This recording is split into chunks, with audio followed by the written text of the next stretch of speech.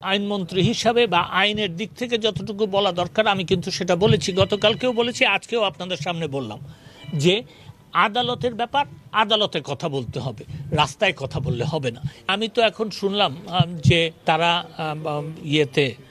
Appeal বিভাগের যে মামলা, সেই মামলায় তারা পক্ষভুক্ত হওয়ার জন্য দরখাস্ত করেছে এবং এই পক্ষভুক্ত হওয়ার দরখাস্ত আমি যতদূর শুনেছি আগামীকালকে বোধহয় তার শুনানি হবে। তো সেই ক্ষেত্রে আমি তো মনে করছি যে তারা সঠিক পথে হাঁটছেন, ইন দ্য সেন্স যে দেখেন, আমি যতদূর জেনেছি সেটা হচ্ছে যে যখন হাইকোর্ট বিভাগে এই মামলা চলে তখন আজকে যারা কোটা বিরোধী আন্দোলন করছেন তারা কিন্তু তাদের বক্তব্য আদালতের কাছে পেশ করার জন্য বা আদালতে উপস্থাপন করার জন্য কোনো আইনজীবী নিয়োগ করেন নাই, তাদের বক্তব্য সেখানে দেন নাই। তারপরে মামলাটার রায় হয়ে গেছে, মামলাটা এখন আপিল বিভাগে, সেখানেও কিন্তু তাদের কোনো গতকাল পর্যন্ত তাদের কোনো আইনজীবী ছিল না তাদের বক্তব্য উপস্থাপন করার জন্য। আমি এই কথাটা বলছি এই কারণে যে দেখেন, ঘটনা ঘটছে আদালতে, যদি রাজপথে এখানে আন্দোলন করে বা চেঁচামেচি করে বা বকাবাদ্য করে এটার কিন্তু নিরসন হবে না। এবং এটা করলে যেটা হয়, একটা পর্যায়ে হয়তো আদালত অবমাননাও হয়ে যেতে পারে।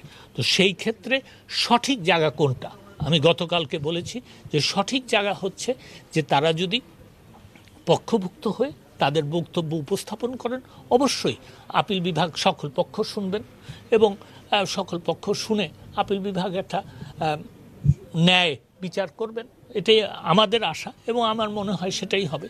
তো সেই ক্ষেত্রে আমি আজকে দেখছি যে একটা ইতিবাচক পদক্ষেপ তারা নিয়েছেন, আমি এটাকে সাধুবাদ জানাই।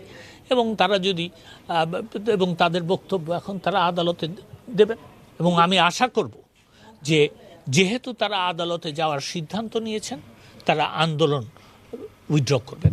ইন্টারভেনার বলে একটা শব্দ আছে ওখানে, যার স্বার্থ আছে গ্রিভড, যে তিনি যে কোনো সময় তা এই সব যৌক্তিক যে আমার বক্তব্য শোনার জন্য আমি এসছি, আমার একটা বক্তব্য এখানে কারণ আমি এটার সাথে সংশ্লিষ্ট, সেই এরকম কথা বলে যৌক্তিক কথা বলে যদি আদালতে কোনো পিটিশন দেওয়া হয় অবশ্যই সেটা আদালত বিবেচনা করেন।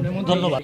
আমি একটা কথা না, আমি এখানে আপনার বক্তব্য শেষ করার আগে আমি শেষ করে দিই যে দেখেন, এই মামলার মেরিট বা এই মামলায় কি হতে পারে সেটা সম্বন্ধে কিন্তু আমি কিছু বলবো না। তার কারণ হচ্ছে এটা সাবজুডিস। যতটুকু আমি বাইরের থেকে একজন আইনমন্ত্রী হিসাবে বা আইনের দিক থেকে যতটুকু বলা দরকার আমি কিন্তু সেটা বলেছি, গতকালকেও বলেছি, আজকেও আপনাদের সামনে বললাম যে আদালতের ব্যাপার আদালতে কথা বলতে হবে, রাস্তায় কথা বললে হবে না।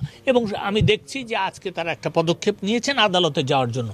আমার বক্তব্য এখানেই শেষ, বাকি আদালত দেখবে।